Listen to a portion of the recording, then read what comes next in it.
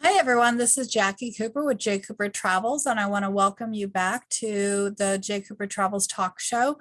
I have a really important topic today because a lot of times we are not anticipating things to happen, and it is really important to have um, the proper advisor on your team when an emergency happens. So I'm going to be introducing Robert in a quick second, but before I do, I just want to share a little bit more for those that might not be familiar with Jay Cooper Travels, how the talk show got started and what we're going to be doing today.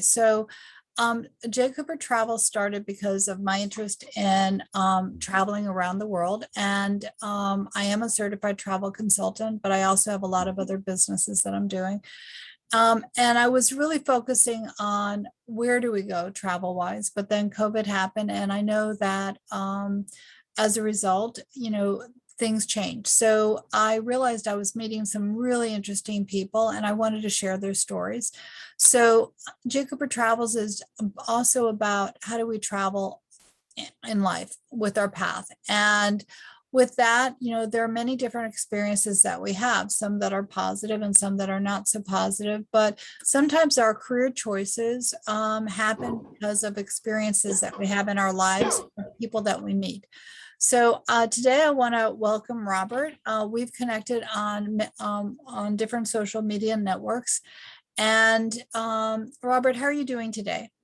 I'm doing busy. Tropical storm Ida up here in New Jersey area, Northeast, has kept our company business busy. We broke records as far as number of people we were able to help last month. So I know we are recording this on the visual side, but for those that are on the talk show side, they're not able to see the name of your company or your website and that type of thing. So why don't you go ahead and introduce yourself and let people know how to contact you. We will be mentioning this a few times, so people will be able to reach out to you. But why don't you go ahead and mention your contact information? Great. Hi, everybody. My name is Robert Bura. That's B as in boy, U-R-A. I am what's called a public adjuster. I work for Metro Public Adjustments, the largest public adjusting company in the country, the only truly nationwide public adjusting company in the country. So for those of you who are audio, the best way to reach me is my cell phone, which is 973-270-4044. 973-270-4044. You can also reach me via email at R as in Robert, my last name, B as in boy, U-R-A. That's R-B-U-R-A at Metro PA. It's METROPA.com. I have a LinkedIn page where anybody can reach me, see my services, watch videos. It's my landing page.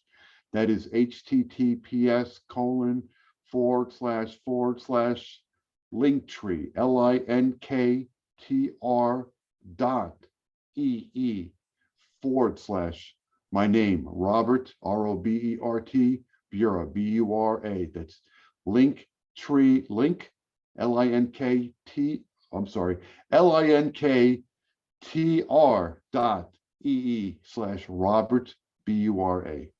And that information will also be in the block below. But if you are able to reach out to him based upon the topics that we're going to be covering, we're going to be doing more than one episode because Robert has been doing a variety of really interesting things. And I want to make sure everyone understands, just how many wonderful projects he's involved with.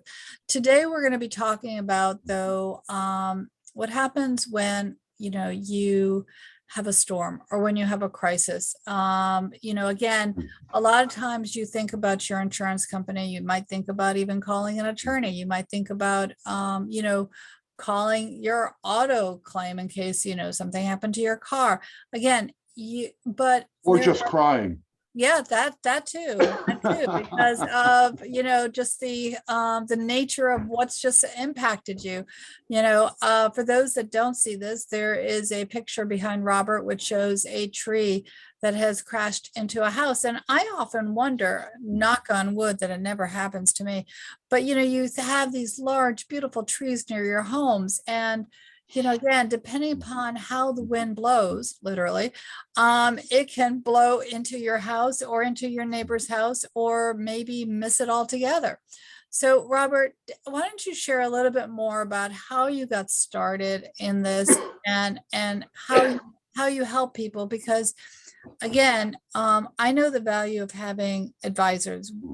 It's really important, especially in a crisis, to have someone else who can navigate for you and tell you what to know and where, who to talk to. So what do you do? Tell us So more about here's it. my story. So I live in Northwest New Jersey, on top of a mountain, in a beautiful gated community in the forest. Bears, raccoons, turkeys, coyotes, domestic animals, everything. We have everything up here. Okay. So was living here 18 years. And my wife and I, there was a bad storm. We lost power, which happens multiple times a year where I live, because the trees and the power lines, are not friends. And so we went to bed early, and about 2 o'clock, 3 o'clock in the morning, crash, boom, a tree comes crashing down. Now, my bedroom has 30-foot high skylights, has 30-foot high lights with skylight, literally on both ends of our bed. Okay, so I'm sleeping over here in the skylight here. My wife's sleeping in the skylight there. Of course, the skylight that the tree directly hits is right under my side of the bed. And glass comes crashing down, water comes crashing down. Call the insurance company. They send the mitigation company over within a matter of hours. But we fought with the insurance company. 18 years, okay? I fought with the insurance company. Originally, they only wanted to pay me a couple $1,000s and this and that. Anyway, I landed up getting about $17,000 or $18,000 from them. And the footnote here is, I found out, at being a public adjuster, I was actually entitled $30,000 to $40,000. But by the time I found out that information, it was too late, because we only go back 1 year. I can't really go back 2 years. So I got that happened to us. My insurance agent, who was a neighbor, coaches kids and everything from T-ball to Little League to soccer to basketball. I was coach dad. Actually, I have 2 children, and I coached almost all of their sports whenever I could. Anyway, so I asked him about 6 months later, when my insurance bill literally goes through the roof, pun intended. And I asked him why my rates went up. He's like, Robert, we gave you all that money last year when that tree hit your house. And he said this straight. We're not a non-for-profit organization, and that you have to pay that back. Well, for all kinds of reasons, I won't repeat what I said and how I said it. Fill in the blank. Then I took a breath, because I used to work in IT for 37 years as a business analyst, process workflow. So what about the 18 years of premiums? Because it's the same insurance company, all since I bought the house. What about the 18 years of premiums? Oh, that doesn't count. Again, fill in the blank. We only go forward. We don't go backwards.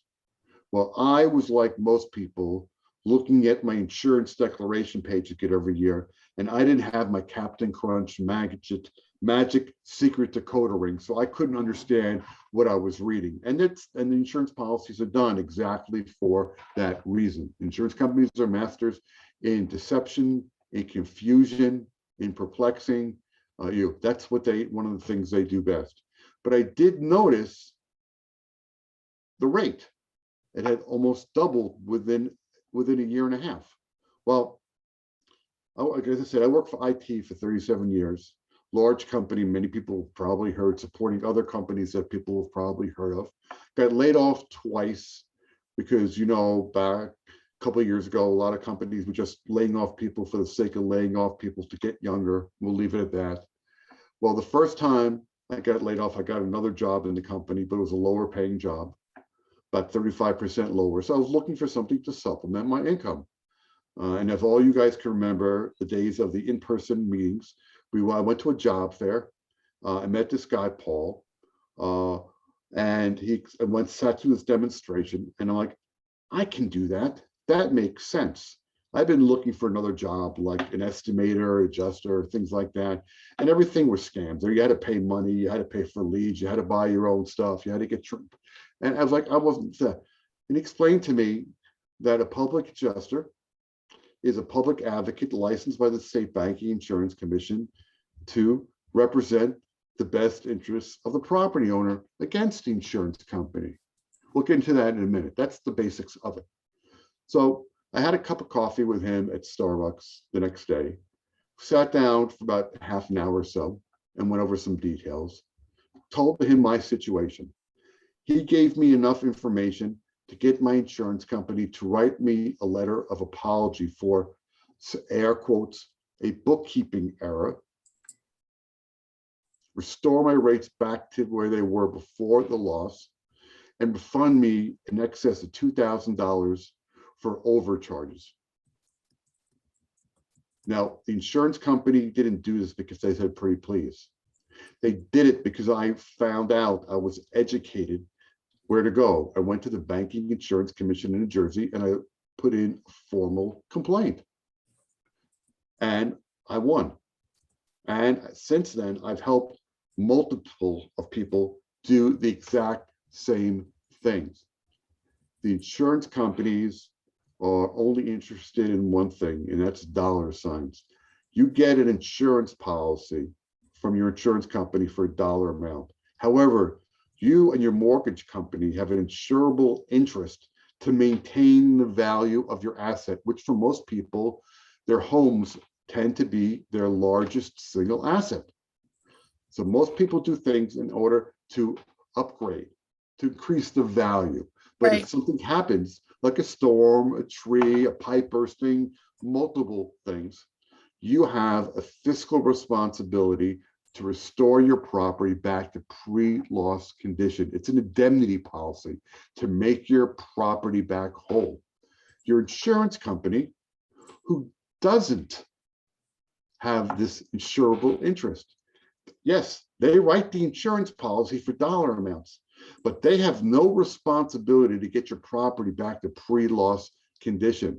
Matter of fact, they don't have to tell you legally what's wrong with your property, to the extent of what's wrong and what needs to be done, the extent of what needs to be done to properly repair your house back to whole.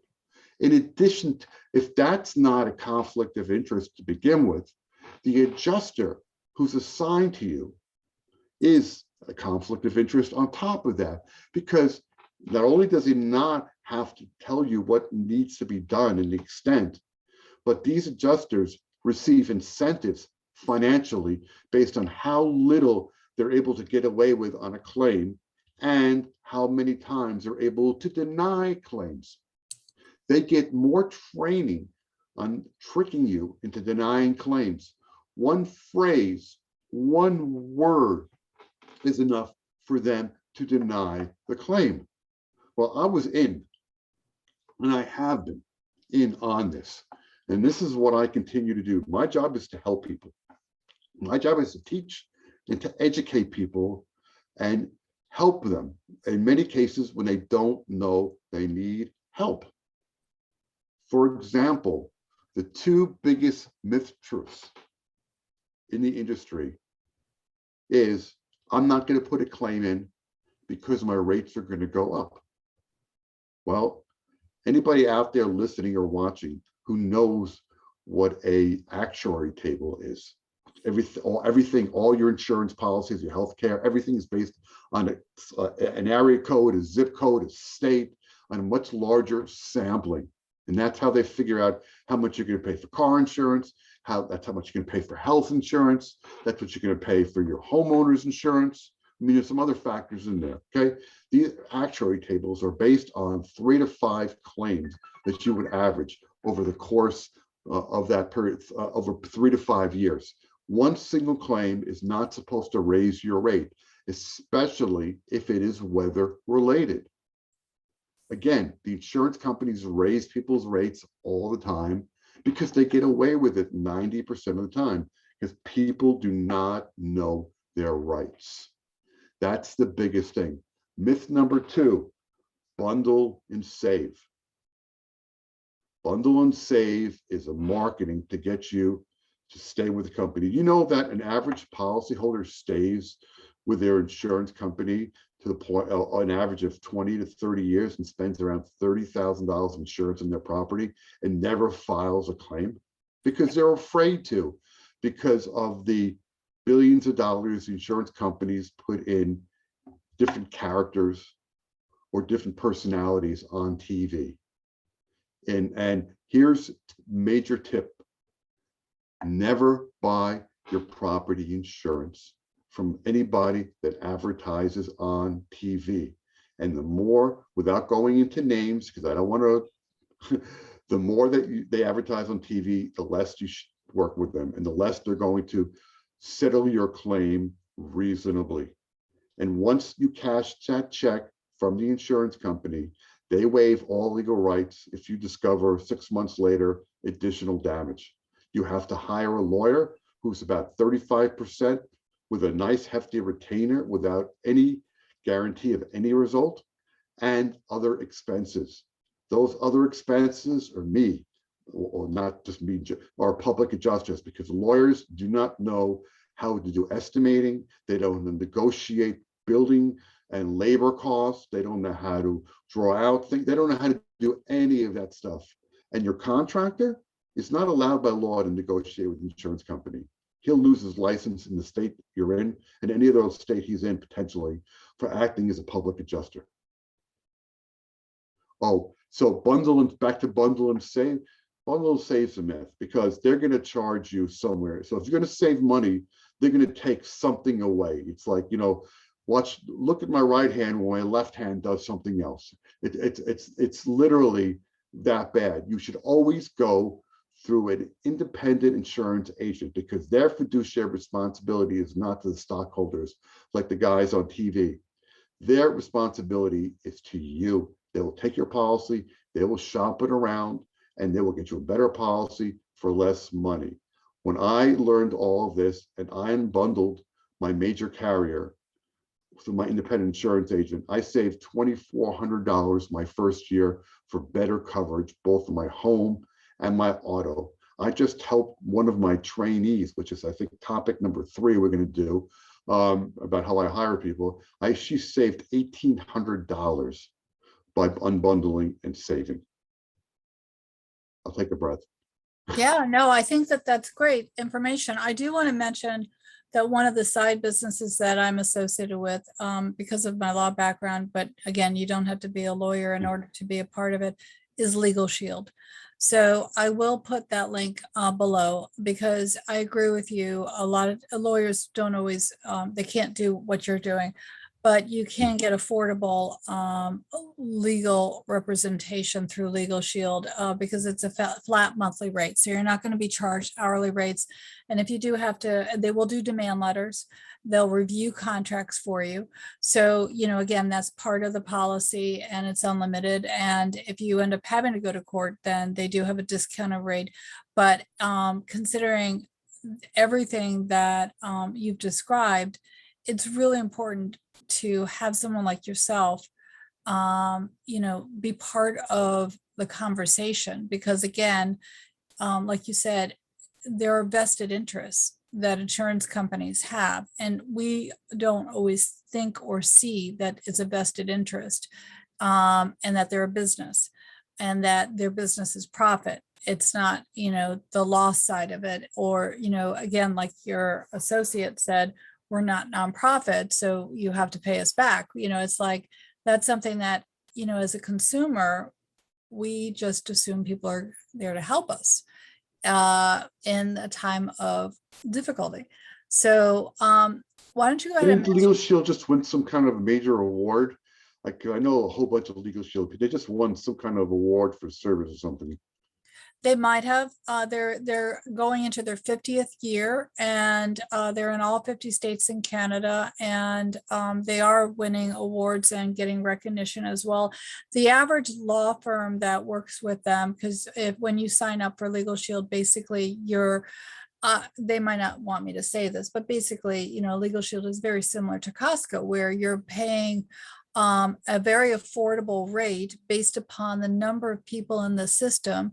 But the law firms that they associate with in each state that you might be in, they could have up to 20 years worth of experience, and they're being paid a very good rate for the collective number of people that they help.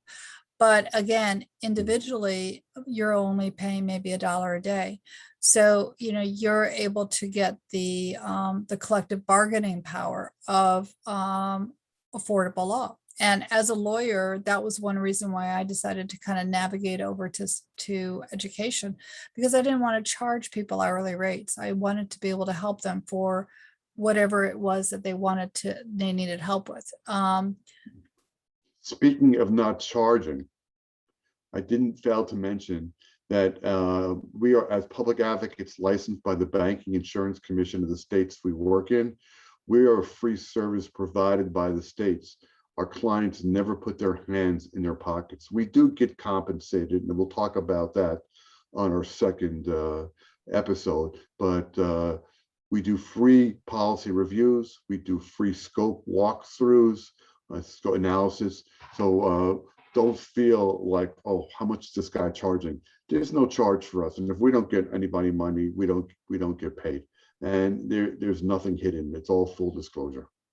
I think that's great. So can you go ahead and mention your contact information again so people can reach out to you? Sure, it's Robert Bura, Bura. My phone number is 973-270-4044, 973-270-4044, and it's R as in rabbit, B as in boy, U as in uncle, R as in rabbit, A as in apple. That's R Bura at MetroPA, METROPA.com. And my landing page is Linktree, linktr.ee/my first name, my name rather, Robert Bura. I'm licensed in multiple states in the East Coast, everywhere from Illinois down to Maryland. Yep. And that was exactly what I was going to ask you is if someone contacts you and they're in a state possibly that you're not licensed in, how do you handle it? Do you refer them? We have other people in our organization. We have licenses in all 47 states, including DC and Puerto Rico, and U.S. Virgin Islands. We have people in our organization. So I have written claims. I'll give you an example. I wrote a claim for vandalism theft in Tennessee over the summer. I also wrote a claim for hail damage to a house in Minneapolis, Minnesota in February. So that's great. Any last minute thoughts that you might have? I know we're going to be doing more than one episode. Any last minute thoughts that you have for our listeners? Never call your insurance company first. If you call your insurance company for any reason other than making a change to your policy, they will consider that a claim. It's called a non-payout claim. So you should always call a public adjuster. When we work with you, no claim is filed with the insurance company until we get our field adjusters out to your site to scope it out and let you know whether it's a good claim or not. I don't care what your insurance agent told you. Listen, you had a problem, you call me, we'll talk it out, I'll help you. Your insurance agent is the sales department of the insurance company. He has no authority or any influence in the service department. They're the same company, different divisions. They might as well be different companies. Do not call your insurance company. You call a public adjuster. Hopefully you call me We will give you free advice. We will talk it out with you. We'll figure out whether or not it makes sense. And if it's a catastrophic problem, I can get a mitigation company out to your property as fast as the insurance company, with the only one difference. The mitigation company that I'm sending out to you is looking out for your best interest. The mitigation company, the insurance company sent, are obviously looking out for the insurance company because they're the ones that are giving them the business. So call a public adjuster before you call your insurance company, no matter what. Yep, I would definitely agree with that. And I would also, suggest that if you haven't at least explored or looked at Legal Shield, just kind of check out the website. Because again, sometimes you never know when you need to have a lawyer on your side as well. Because as you mentioned, the insurance companies have their own team, and you need to think about a team that will support you. Because again, like you mentioned, you've put a lot of money into your home or into, your properties, and it's your life. So think about how you can get the support that you need, because when an emergency happens, emotionally, we might not be thinking, in a clear mind because we're dealing with the stress of everything that's just went on. So I really appreciate, Robert, what you're doing. I know we're going to have future conversations about a whole slew of topics. So everyone definitely hop onto the future episodes. And thank you so much. And thank you for inviting me. I appreciate the opportunity. Of course. Talk to you soon.